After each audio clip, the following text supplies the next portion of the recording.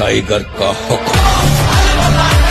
कर्तव्य के प्रति समर्पण, जो चौधरी जी का अपने कर्तव्य के प्रति समर्पण है, ये युवाओं को समझ में आया है और उनके समर्पण से प्रभावित होकर देश के प्रति युवा भी समर्पित है।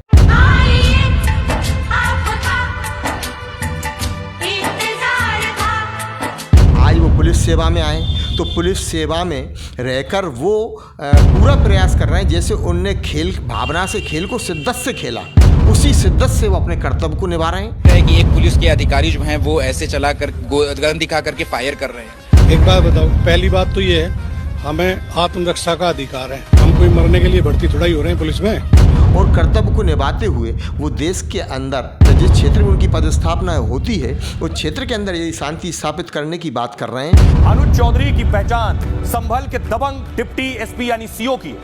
इस देश का युवा जो अब इंटरनेट के माध्यम से सब चीज़ों को देख रहा है वो समझ गया है, इसलिए उनको युवा ज़्यादा फॉलो कर रहे हैं। जिस भाई को होली खेलनी हो उस दिन वो बाहर निकले और जिसमें कैपेसिटी और हम खेलने की, जिसका बड़ा मन हो वो बाहर निकले। क्योंकि सीओ साहब ने ऐसा कोई गलत लहजे का इस्तेमाल नहीं किया जो आपत्तिजनक हो। अगर उन्होंने कुछ बात कही है तो बिल्कुल अपने कर्तव्य के परिप्रेक्ष्य में कही है। उन्होंने सामाजिक समरसता के लिए कही है, उन्होंने दंगे को रोकने के लिए कही है, उन्होंने हिंदू मुस्लिम भाईचारे के लिए कही है, क्योंकि बयान में एक भी अपशब्द का उपयोग संबंधित पुलिस अधिकारी ने, सीओ साहब ने नहीं किया है। जो हमारा वो पुलिस अधिकारी है वो पहलवान रहा है, अर्जुन अवार्डी रहा है, ओलंपियन है, पूर्व ओलंपियन है। तो अब पहलवान की बात है तो पहलवानी की तरह बोलेगा तो थोड़ा कुछ लोगों को बुरा लगता है। योगी जी ने भी मुझे लगता है तारीफ ही की है और एक परिवार के मुखिया को तारीफ करना भी चाहिए, क्योंकि उत्तर प्रदेश में मुख्यमंत्री ही प्रमुख होते हैं और उनका उत्तर प्रदेश पूरा एक परिवार है, और यदि तारीफ करेंगे तो अधिकारी का हौसला बढ़ेगा और वो और अच्छे भी काम करने की कोशिश करेगा। नमस्कार दर्शकों, मैं राजकुमार यादव, स्वागत है आप सभी का आज की आवाज़ में। आज हम एक खास विषय पर चर्चा करने वाले हैं। विषय ऐसा है जो आज मेन स्ट्रीम मीडिया और सोशल मीडिया पे चर्चा का विषय बना हुआ है। विषय यह है कि संभल के सीओ अनुज चौधरी जी ने जुम्मा और होली को लेकर के जो बयान दिया है वो चर्चा का विषय बना हुआ है। आज इस विषय में हमारे साथ खास चर्चा में हमारे साथ हैं गुना के जाने माने एडवोकेट श्री मनोज श्रीवास्तव जी, भाजपा के विधि प्रकोष्ठ के जिला अध्यक्ष। आज हम इनसे इस विषय में खास चर्चा करते हैं।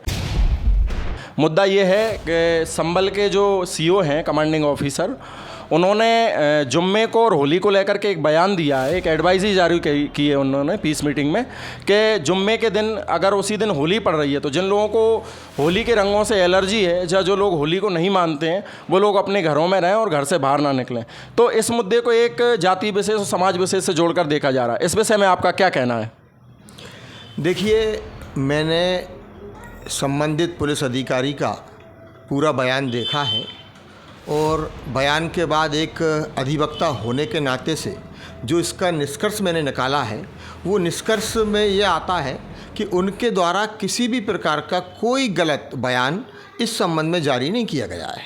क्यों कि उन्होंने सिर्फ एक एडवाइजरी जारी की है, किसी को धमकी नहीं दी, किसी को अपशब्दों का इस्तेमाल नहीं किया और सामाजिक समरसता की दृष्टि से उन्होंने अपना बयान दिया है। इसमें किसी को कोई आपत्ति नहीं होना चाहिए। मैंने बयान में देखा, उन्होंने कहा है कि मुस्लिम पक्ष ना निकले और यदि निकलते हैं तो हिंदू पक्ष इस बात से परहेज करे कि उन पर रंग ना डाले। तो दोनों बातें उन्होंने कही है, इसमें कौन सी गलत बात है? सर, उनके इस बयान का क्या किसी कानूनी मानक का उल्लंघन होता है या किसी कानूनी जो व्यवस्था है उसका उल्लंघन होता है उनके इस बयान से?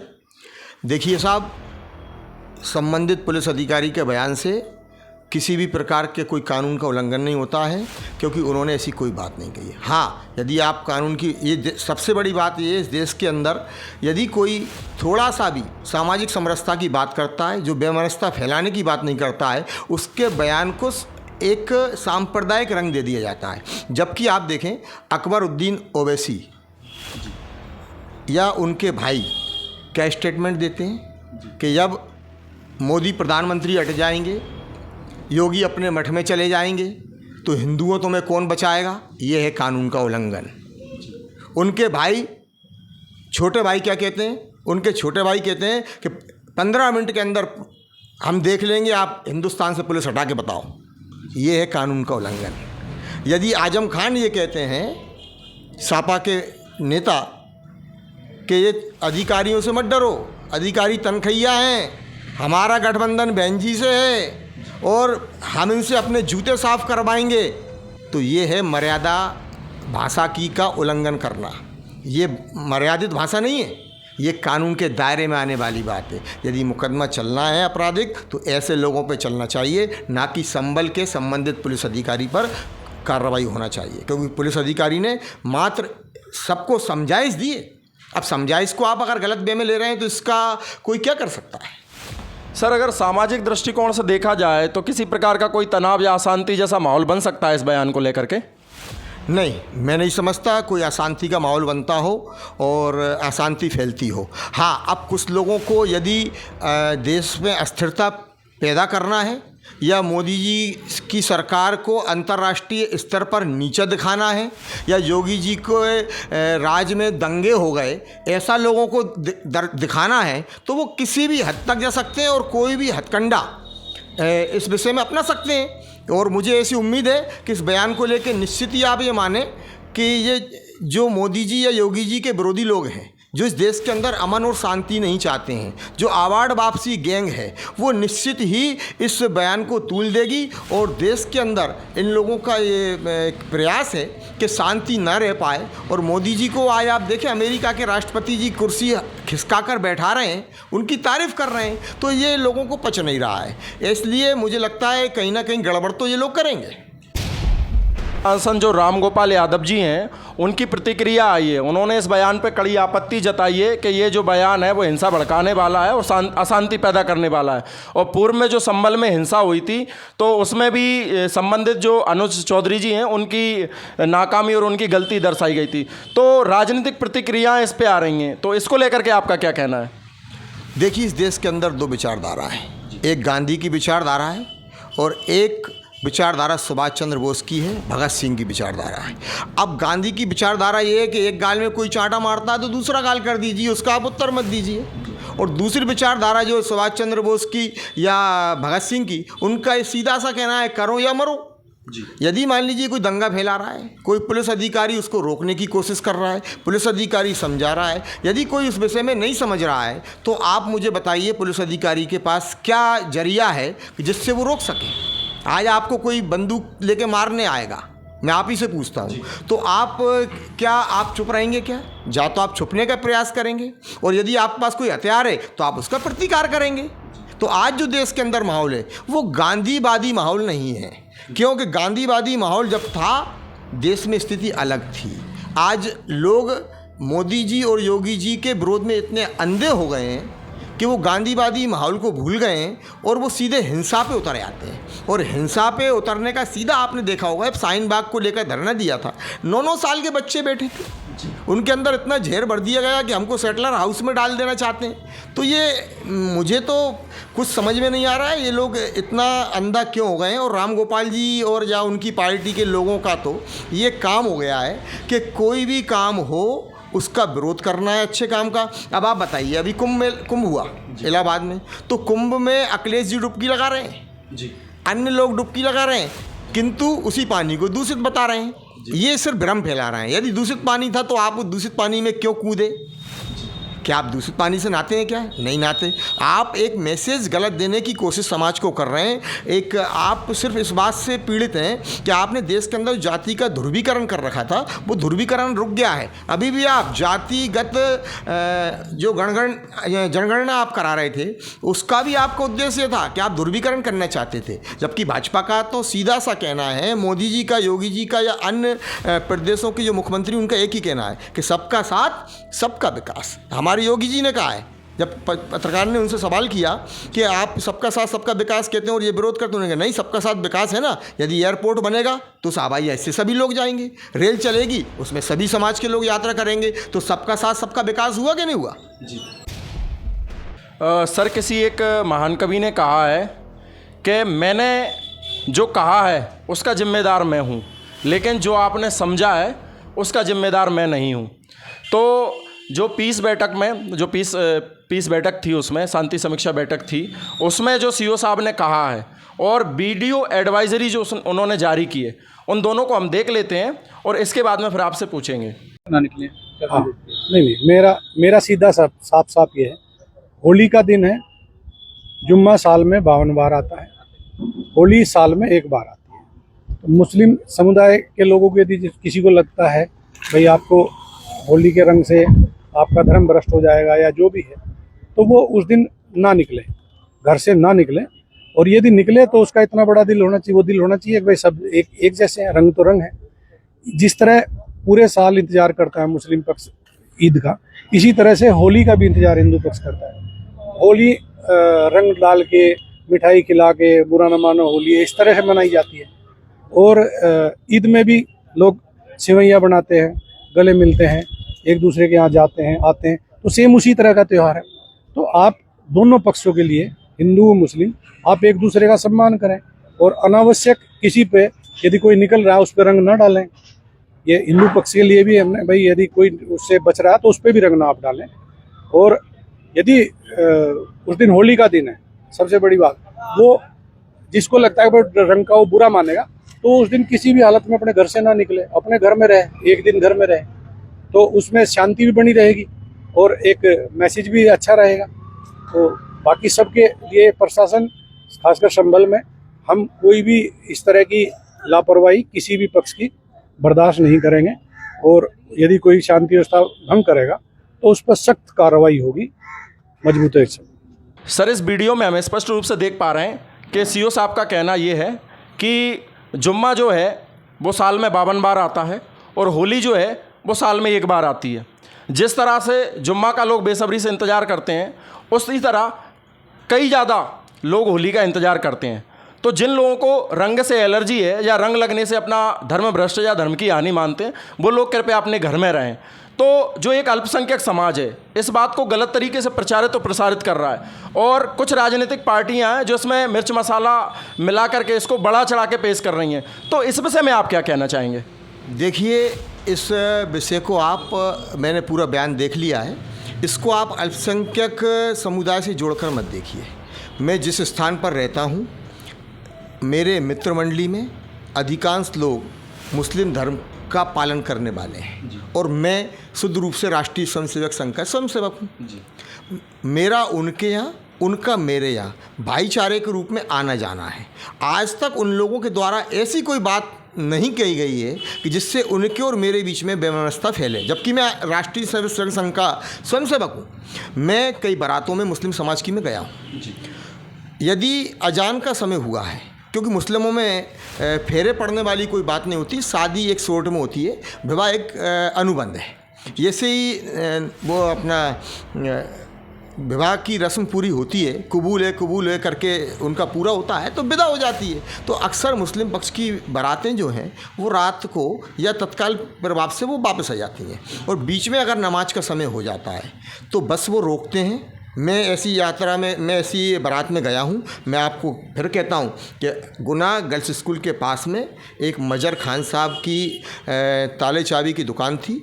आजकल वो नएपुरे में गैस स्टोव वगैरह सुधारने का काम कर रहे हैं। मैं उनकी बारात में ब्यावरा गया था। उनकी बारात जब वहाँ से चली तो सुबह लगभग प्रारंभ की स्थिति में ही 5 से 4 के बीच का समय होगा, नमाज का समय हुआ, वहाँ बस रुकी।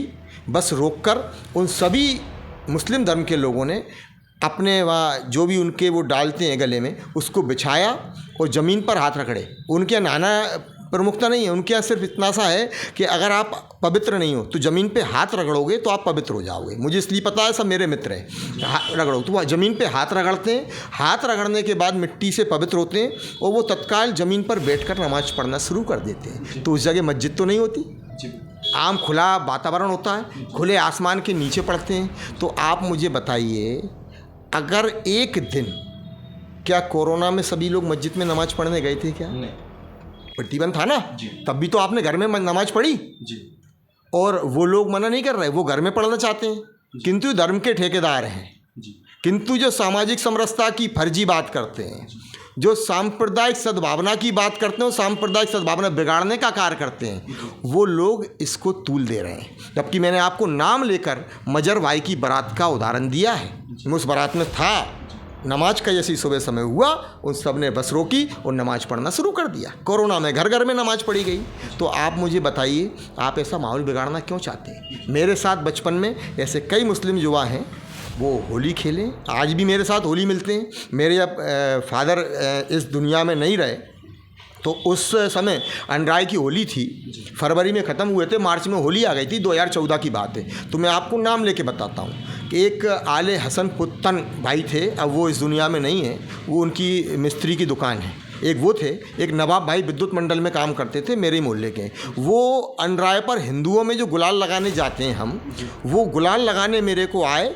उन्होंने मेरे को, मेरे पूरे परिवार को, हम भाइयों को गुलाल लगाई और उन्होंने वैसे ही शोक व्यक्त किया जैसे हिंदू अन्य हिंदुओं के यहाँ अनराय की होली या दिवाली पर जाता है। तो आप मुझे बताइए, यदि मुस्लिम समाज के लोग खराब होते तो आले हसन पुत्तन जी या नवाब भाई वो मेरे यहाँ गुलाल लगाने क्यों आते? गुलाल उनके हाथ में भी तो लगी। अगर उन्होंने मेरे को टीका लगाया तो क्या गुलाल उनके हाथ में नहीं लगी? गुलाल उनके हाथ में भी लगी। प्रशासन का जो काम होता है वो कानून व्यवस्था बनाना होता है। तो जो सीओ साहब ने बयान दिया है वो कानून व्यवस्था बनाने के लिए दिया है, ताकि सद्भाव की स्थापना हो और सभी शांति से अपना अपना त्यौहार मना सकें। लेकिन जो बयान को गलत तरीके से प्रचारित और प्रसारित कर रहे हैं, कौन है वो लोग? मैंने आपसे फिर कहा कि देश के अंदर वही लोग हैं जो नरेंद्र मोदी जी को, उनकी लोकप्रियता को धूमिल करना चाहते हैं। नरेंद्र मोदी सरकार के अच्छे कामों को पचा नहीं पा रहे हैं। वही लोग हैं जो योगी जी की कानून व्यवस्था को देख नहीं पा रहे हैं। आप बताइए, अगर गुंडे समाप्त हो रहे हैं तो उत्तर प्रदेश में क्या दिक्कत है? पहले बहन बेटियां निकल नहीं पाती थी। अगर अतीक अहमद मारे गए तो निश्चित ही विकास दुबे भी मारे गए हैं। तो फिर धर्म को देखकर पुलिस ने कहाँ गोली चलाई? पुलिस ने कौन सी बर्बरता की? हाँ, अब आप यदि रोड पर आकर पथराव करेंगे, संपत्ति को तोड़फोड़ करेंगे, तो स्वाभाविक बात है किसी भी सरकार को, योगी हो या मोहन यादव हो या कोई कांग्रेस की गवर्नमेंट हो, मैं तो फिर कहता हूँ धर्म के आधार पर गुंडों को बख्शा नहीं जाना चाहिए। वो किसी भी धर्म का गुंडा हो उसको धूमिल कर देना चाहिए, और योगी जी की भाषा में यदि कहूँ तो उसको मिट्टी में मिला देना चाहिए, और बिल्कुल मिट्टी में मिला देना चाहिए। मैं फिर आपके माध्यम से एक समाज को मैसेज देना चाहता हूँ। सर, अभी देखने में आ रहा है कि जो सीओ अनुज चौधरी जी हैं वो बहुत ही सुलझे हुए व्यक्ति हैं, और वो एक स्पोर्टमैन रहे हैं। वो उन्हें अर्जुन अवार्ड भी मिला है, वो नेशनल चैम्पियन रहे हैं, गोल्ड मेडलिस्ट रहे हैं, और वो एक पहलवान हैं। इसके बाद में स्पोर्ट कोटा से वो पुलिस विभाग में आए हैं। अभी वो जहाँ भी रहते हैं वो बहुत अच्छे से कानून व्यवस्था को बना के रखते हैं। जब से उनका ये बयान आया है तो एक जो यूथ है, जो युवा हैं, वो उनको बहुत ज़्यादा फॉलो कर रहे हैं, बहुत ज़्यादा उन्हें पसंद कर रहे हैं, और लोग जो है सोशल मीडिया पे उनका बहुत ज़्यादा सपोर्ट कर रहे हैं। तो इस विषय में आपका क्या कहना है? देखिए, किसी भी व्यक्ति को सफलता यदि मिल रही है तो वो विलक्षण प्रतिभा का धनी है। प्रतिभा का धनी है। आप मेरी शब्दों को देखें, वो प्रतिभा का धनी है। यदि उनको खेल के क्षेत्र में सफलता मिली, अवार्ड मिले, तो निश्चित ही उनका खेल के प्रति लगाव, खेल के प्रति समर्पण अधिक रहा होगा। उनने लगन से उस खेल को खेला होगा, तभी अवार्ड मिले। आज वो पुलिस सेवा में आए तो पुलिस सेवा में रहकर वो पूरा प्रयास कर रहे हैं, जैसे उनने खेल भावना से खेल को शिद्दत से खेला, उसी शिद्दत से वो अपने कर्तव्य को निभा रहे हैं। और कर्तव्य को निभाते हुए वो देश के अंदर जिस क्षेत्र में उनकी पदस्थापना होती है, उस क्षेत्र के अंदर यदि शांति स्थापित करने की बात कर रहे हैं, तो आप ये समझ लीजिए कि इस देश का युवा जो अब इंटरनेट के माध्यम से सब चीज़ों को देख रहा है, वो समझ गया है। इसलिए उनको युवा ज़्यादा फॉलो कर रहे हैं, क्योंकि युवा के अंदर ईमानदारी पहले से बहुत ज़्यादा आई है। बीच की जो पीढ़ी थी, चाहे शासकीय अधिकारी हों, चाहे कर्मचारी हों, चाहे सामान्य लोग हों, एक भ्रष्टाचार का दौर चला था, है अभी भी। किंतु युवा जो है वो देश के प्रति समर्पित हुआ है, इसलिए वो उनको अपना आदर्श मान रहे हैं। तो कर्तव्य निष्ठा होती है, वो बहुत ही कम लोगों में देखने को मिलती है, और एक कर्तव्य निष्ठा का जो उदाहरण देखने को मिल रहा है सीओ अनुज चौधरी जी के जीवन में, तो उसको देख करके उत्तर प्रदेश के मुख्यमंत्री श्री योगी आदित्यनाथ जी हैं, उन्होंने भी उनकी तारीफ़ की है कि भाई पहलवान है तो उनका थोड़ा कहने का लहजा ऐसा हो सकता है, लेकिन उन्होंने जो कहा है वो सही है। तो जो योगी जी उनकी तारीफ़ कर रहे हैं और भी कई लोग उनकी तारीफ़ कर रहे हैं, तो इस विषय में आप क्या कहना चाहेंगे सर? देखिए, योगी जी ने यदि पहलवान का जिक्र करते हुए लहजे की बात की है तो मुझे योगी जी की बात पर भी आपत्ति है। आपत्ति इसलिए है क्योंकि सीओ साहब ने ऐसा कोई गलत लहजे का इस्तेमाल नहीं किया जो आपत्तिजनक हो। इसलिए सीओ साहब का बयान मेरी दृष्टि में, क्योंकि योगी जी की अपनी विचारधारा हो सकती है, मेरी अपनी सोच है, मेरी सोच में अगर उन्होंने कुछ बात कही है तो बिल्कुल अपने कर्तव्य के परिप्रेक्ष्य में कही है। उन्होंने सामाजिक समरसता के लिए कही है, उन्होंने दंगे को रोकने के लिए कही है, उन्होंने हिंदू मुस्लिम भाईचारे के लिए कही है, क्योंकि बयान में एक भी अपशब्द का उपयोग संबंधित पुलिस अधिकारी ने, सीओ साहब ने नहीं किया है। और इसीलिए योगी जी ने भी मुझे लगता है तारीफ़ ही की है, और एक परिवार के मुखिया को तारीफ़ करना भी चाहिए, क्योंकि उत्तर प्रदेश में मुख्यमंत्री ही प्रमुख होते हैं और उनका उत्तर प्रदेश पूरा एक परिवार है। और यदि तारीफ़ करेंगे तो अधिकारी का हौसला बढ़ेगा और वो और अच्छे भी काम करने की कोशिश करेगा। आपने जो अपना बयान दिया है तो ऐसे बहुत कम पुलिस वाले होते हैं, मतलब गिने चुने होते हैं जो ऐसे देखने मिलते हैं, चाहे आईपीएस सचिन अतुलकर हों, चाहे आईपीएस मनु महाराज हों, चाहे और भी जो आईपीएस हैं देश के अंदर, जो चर्चित चेहरे जो हैं, जो एक कर्तव्य निष्ठा के साथ अपने कर्तव्यों का पालन करते हैं। तो कई पुलिस वाले उनको अपना आइकॉन मानते हैं, और जो युवा पुलिस विभाग में जाना चाहते हैं, जो आईपीएस बनना चाहते हैं, वो उनका अपना आइकॉन मानने लगे, अपना प्रेरणा स्रोत मानने लगे। तो ऐसे लोगों को आप क्या कहना चाहेंगे सर? देखिए, अगर ऐसे लोग आइकॉन मान रहे हैं, ऐसे लोग अपना आदर्श पुलिस अधिकारी जी को मान रहे हैं, तो वे सभी युवा बधाई और धन्यवाद के पात्र हैं। कम से कम वो गांजा, चरस, अफीम या आतंकवाद से तो दूर हैं। कम से कम अगर किसी को आदर्श मान रहे हैं तो ऐसे व्यक्ति को मान रहे हैं जो देश में अपने कर्तव्य के प्रति एक काम करने के लिए जाने जा रहे हैं, जिनकी तारीफ मुख्यमंत्री आदरणीय योगी आदित्यनाथ जी भी कर रहे हैं या हम सब भी कर रहे हैं। इसलिए मानना भी चाहिए, और ऐसे सभी युवा जो है बधाई के पात्र हो। मैं तो युवाओं से आह्वान करूंगा कि आप जिस दिशा में बढ़ रहे हैं, जिस दिशा में आप देश में अच्छे लोगों का समर्थन कर रहे हैं, आप ऐसे ही करते रहिए। आप निश्चित मानिए, भारत जो सोने की चिड़िया थी फिर से सोने की चिड़िया बनेगी। और आज विश्व पटल पर एकमात्र नरेंद्र मोदी जी के काम के कारण भारत की पहचान बनी है। अमेरिका कभी हमको आंख दिखाता था, अमेरिका हमसे मित्रता कर रहा है। और यदि युवा नरेंद्र मोदी जी की तर्ज पर चले और इस देश के अंदर अनेकों नरेंद्र मोदी उत्पन्न हो गए या नरेंद्र मोदी की विचारधारा वाले लोग पैदा हो गए, तो आप निश्चित मानिए कि अमेरिका तो क्या, पूरा विश्व भारत को मानेगा, और युवा भारत का एक दिन विश्व स्तर पर भारत का झंडा ऊंचा करेगा। के माध्यम से एक प्रश्न सबसे ज़्यादा रोचक है कि कई बार क्या होता है, जो विपक्षी दल होता है या जो सत्तारूढ़ नहीं होते हैं, वो एक उचित समय का इंतज़ार करते हैं, सत्ता पलटने का इंतज़ार करते हैं। तो इसमें आपने देखा होगा कि आजम खान उनको कह रहे हैं कि सत्ता पलटेगी, राजनीतिक समीकरण बदलेंगे, तो ऐसे लोग तो जेल में होंगे और इंतज़ार करो उस दिन का। तो कहीं ना कहीं मतलब जो अधिकारी हैं, जो ईमानदारी से, कर्तव्य निष्ठा से अपना काम करते हैं, लेकिन कहीं ना कहीं जब सत्ता बदलती है तो उनको जो है उसका हर्जाना भुगतना पड़ता है, परेशान होना पड़ता है, तो फिर उनका मनोबल कहीं ना कहीं कम हो जाता है। तो आप क्या कहना चाहेंगे सर इस विषय में? देखिए, यदि कोई गलत कर रहा है तो वो इन धमकियों से डरेगा, और मुझे नहीं लगता इस देश के अंदर या उत्तर प्रदेश के अंदर योगी जी कोई गलत काम कर रहे हैं। जब गलत काम नहीं कर रहे हैं तो ऐसी गीदड़ भपकियाँ आजम खान जैसे कई लोग देंगे, किंतु डरने की इसमें कोई बात नहीं है। और मैं नहीं समझता कि योगी जी इस विषय में डरेंगे। वो ज़माना गया जब योगी जी को आजम खान जी आपने गुंडों से घेरवा दिया था, तो आप तो गुंडों पे आधारित हैं, किंतु एक भी आदमी ऐसा नहीं मिलेगा जिस पर योगी जी ने गुंडों का उपयोग किया। भाई, प्रशासन है और लाइन ऑर्डर बनाने के लिए प्रशासन का उपयोग मुख्यमंत्री करता है, वो योगी जी कर रहे हैं, वो भी कानून के परिप्रेक्ष्य में कर रहे हैं। तो इसलिए इस विषय में जो है उनकी धमकी तो एक गीदड़ भपकी है। और विपक्ष के लोग मेरी बात को सुने। आज विपक्ष की दुर्गति किस लिए है? विपक्ष की दुर्गति आज इसलिए, विपक्ष मुद्दों पर बात नहीं कर रहा है। विपक्ष संसद जब बात करता है तो राहुल गांधी ऐसे वो उठाते हैं संविधान खतरे में। जब अनुराग ठाकुर जी ने इनसे पूछा कि राहुल जी आप बताइए संविधान में कितने पेज हैं, राहुल गांधी उसमें पृष्ठों की संख्या नहीं बता पाए, तो फिर कौन सा संविधान खतरे में है? संविधान तो खतरे में वो था कि इंदिरा गांधी ने इमरजेंसी लगाई थी। संविधान तो उस समय खतरे में था जब एक राज्यसभा सांसद को सुप्रीम कोर्ट का न्यायाधीश बनाया और उनसे जगन्नाथ प्रसाद मिश्र जो बिहार के मुख्यमंत्री रहे उनको एक भ्रष्टाचार के मामले में बरी कराया, फिर उन जज साहब को फिर हटा के राज्यसभा सांसद बना दिया। तो ये था कानून का उल्लंघन। और अगर ये मुद्दों पर बात करते विपक्ष के लोग तो निश्चित ही इनको सफलता मिल सकती थी। ये मुद्दों पर बात नहीं कर रहे, कभी कुंभ की बात करते हैं, लोगों की भावनाओं से खेलते हैं, कभी संविधान खतरे में बताते हैं, संविधान की प्रति लहराते हैं, कभी वो प्रियंका दीदी एक वो झोला टांग के चली जाती हैं।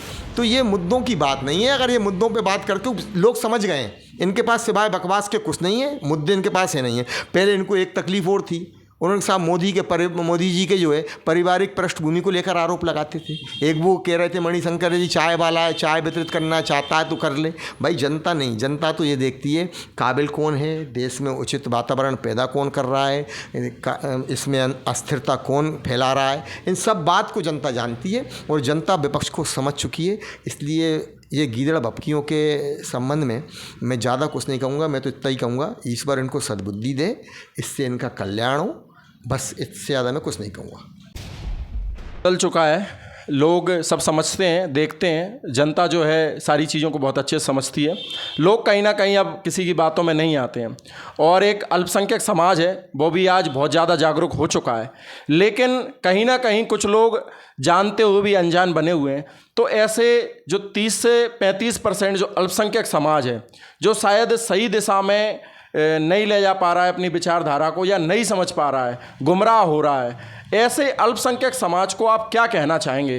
क्योंकि आप एक जिम्मेदार व्यक्ति हैं, आप कानूनविद हैं, तो आप जो भी कहेंगे वो जिम्मेदारी से कहेंगे और करोड़ों लोगों तक आपकी बात जाएगी। तो जो एक अल्पसंख्यक समाज है देश के अंदर, वो इस बयान को किस रूप में ले और क्या उनका भविष्य, क्या उनका जीवन सुरक्षित है और क्या वो किसी तरह से भयभीत ना हो, ये आप इस विषय में क्या कहना चाहेंगे?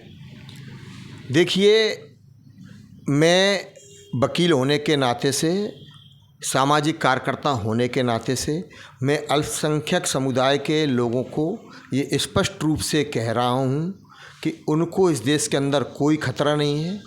देश संविधान से चल रहा है, देश सामाजिक समरसता से चल रहा है और आप ऐसे लोगों से सावधान रहिए जो अभी तक आपका उपयोग वोटर के रूप में करते रहे हैं। आपसे वोट मात्र उन्होंने लिया है और इससे ज़्यादा आपको वोटर समझने से ज़्यादा उन्होंने आपके कल्याण के लिए कोई भी कार्य नहीं किया है।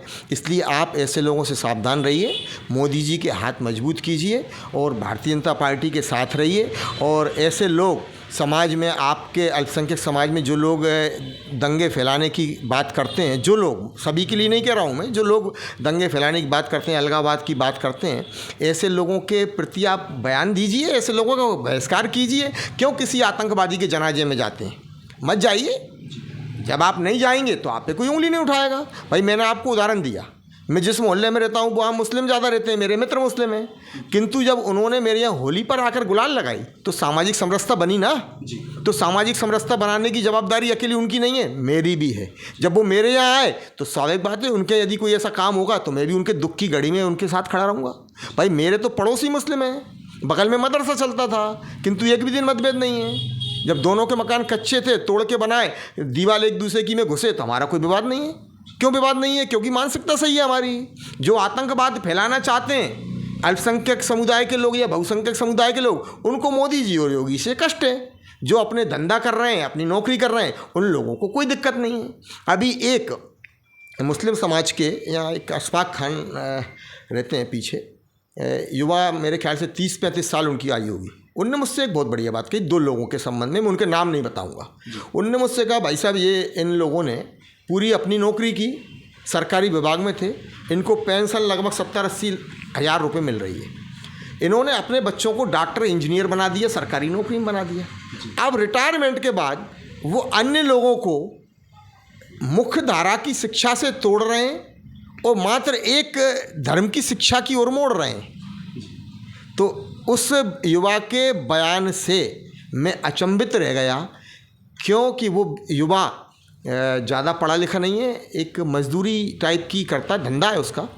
जब उसको ये समझ में आ गई कि ये लोग अपनी नौकरी कर आए, 30 साल रिटायर हो गए और अब अन्य अल्पसंख्यक समुदाय के युवाओं को आप भटका रहे हो, उनको डॉक्टर इंजीनियर नहीं बनने दे रहे, उनको सिर्फ एक धर्म की शिक्षा की ओर मोड़ रहे हो, जबकि आपके बच्चे डॉक्टर इंजीनियर बन गए हैं। तो आप आखिर ऐसा समाज में क्यों जहर घोलना चाहते हैं? जब पढ़ाई से स्तर बनता है, पढ़ाई से आपकी नौकरी लगती है, धंधा होता है, पैसा आता है, जीवन स्तर सुधरता है, तो फिर आप मुस्लिम युवाओं को क्यों भटका रहे हैं भाई? उनका जीवन स्तर भी सुधरने दें, उनको भी अब्दुल कलाम बनने दें, उनको भी बड़े बड़े साइंटिस्ट बनने दें। क्यों उनको एक कबीलाई सिस्टम में जीना सिखा रहे हैं? नहीं, ऐसा मत करिए आप क्यों अपने धर्म के या जाति के लोगों के साथ खिलवाड़ कर रहे हैं? आजम खान को लेकर भाई मैंने कहा है ना, मैंने वो भी बयान देखा है। आजम खान जी अधिकारियों को एक निम्न स्तर का समझते रहे। जब तो उन्होंने कहा था कि इनसे मत डरो, इनसे तो मैं जूते साफ करवाऊंगा, सरकार बदल जाएगी। तो इसका मतलब क्या हुआ? इसका मतलब हुआ सत्ता में आने पर ये दुरुपयोग करते हैं, अधिकारी को प्रताड़ित करते हैं, अधिकारी को स्वतंत्र रूप से काम नहीं करने देना चाहते हैं ये। अब अगर योगी जी ने स्वतंत्र रूप से काम करने दिया है तो इनको दिक्कत हो रही है जी, क्योंकि ये बेमनस्ता फैलाने वाले लोग हैं। इसलिए आजम खान जी के रामपुर में उन्होंने कोई गलत काम नहीं किया था। अपने जो सीओ जो हैं चौधरी जी ने कोई गलत काम नहीं किया, तो गलत काम तो आजम खान करते हैं। आजम खान जूते साफ करवाने वाली बात करते हैं। योगी का पहलवान के ज़्यादा हैशटैग वायरल हो रहा है। देखिए, ये चौधरी जी ने नहीं कहा कि आप मुझे पहलवान कहिए, आप मुझे योगी जी का पहलवान कहिए, नहीं कहा। अब यदि लोग उनको पहलवान मान रहे हैं, हैशटैग कर रहे हैं, इसमें उनकी क्या गलती है? आप मेरा इंटरव्यू लेने आए, आपने मुझसे कहा जाने माने गुनाह के एडवोकेट, तो मैंने तो नहीं कहा आप मुझे जाने माने शब्द का इस्तेमाल करिए। यह आपकी भावना है, आप मेरे प्रति श्रद्धा रखते हैं, आपने मुझे जाने माने एडवोकेट के रूप में निरूपित किया। वहाँ लोग उनको पहलवान के रूप में मानते हैं, तो उनको पहलवान के रूप में हैशटैग कर रहे हैं, आदर्श मानते हैं, तो इसमें दिक्कत क्या है? आप अपनी तरफ से अनुज चौधरी जी के विषय में क्या कहेंगे? अनुज चौधरी जी वे सुलझे हुए आदमी हैं, अपने बयान नपे तुले देते हैं, वो किसी भी धर्म के विरुद्ध नहीं बोलते हैं। अनुज चौधरी जी का बयान उचित बयान है, कानून के परिप्रेक्ष्य में है, देश और उत्तर प्रदेश के अंदर शांति स्थापित करने वाला बयान है। इससे किसी भी धर्म की कोई भावना हाथ नहीं होती है, ये मेरा इस बयान के संबंध में कहना है। युवाओं को कौन सा फैक्टर उनका जो पसंद आया है, जो लोग आप पसंद कर रहे हैं, कौन सी ऐसी बात प्रभावित कर रही है? कर्तव्य के प्रति समर्पण, जो चौधरी जी का अपने कर्तव्य के प्रति समर्पण है, ये युवाओं को समझ में आया है, और उनके समर्पण से प्रभावित होकर देश के प्रति युवा भी समर्पित है। तो देखा आप सभी ने, हमारा देश, हमारी भावना, हमारी संस्कृति सदैव वसुधैव कुटुंबकम की रही है। होली का त्यौहार निकट है, तो माननीय वकील साहब से हम कहना चाहेंगे कि वो देशवासियों के नाम कोई संदेश देना चाहें होली को लेकर के। प्रकृति में सूर्य से 7 रंग निकलते हैं, जिसको विज्ञान ने भी सिद्ध किया है। और जब प्रकृति में रंग बिरंगी है, तरह तरह के रंग के फूल आते हैं, तो होली के रंग में आप भी रंग जाइए, बेमनस्ता भुलाइए, एक दूसरे से प्रेम से और स्नेह से इस त्यौहार को मनाइए। ये मैं सभी को संदेश देना चाहता हूँ। हिंदू, मुस्लिम, सिख, ईसाई, इसमें सभी लोग शामिल हैं। प्रकृति के रंगों की तरह आप भी विभिन्न रंगों की तरह एक होइए और देश को आगे बढ़ाने में मोदी जी और योगी जी का हाथ बढ़ाइए। बहुत बहुत धन्यवाद आदरणीय वकील साहब, अपना अनमोल समय देने के लिए। अनेकता में एकता हमारे देश की विशेषता। विभिन्न धर्म, जाति, पंथ, संप्रदाय, मज़हब यहाँ पर पाए जाते हैं, लेकिन फिर भी सभी लोग हिल मिल करके बड़े प्रेम और आनंद से रहते हैं। और हमारे तिरंगे में भी अनेक रंग हैं, वो भी यही संकेत देते हैं कि हम अनेक होकर भी एक हैं। हमारा आत्मा, हमारा प्राण, हमारा राष्ट्र, हमारी मातृभाषा, हमारी मातृभूमि सब एक है। हम सब आपस में मिल के रहें। आप हमारे साथ जुड़े रहिए नई नई खबरों के लिए। तब तक के लिए धन्यवाद।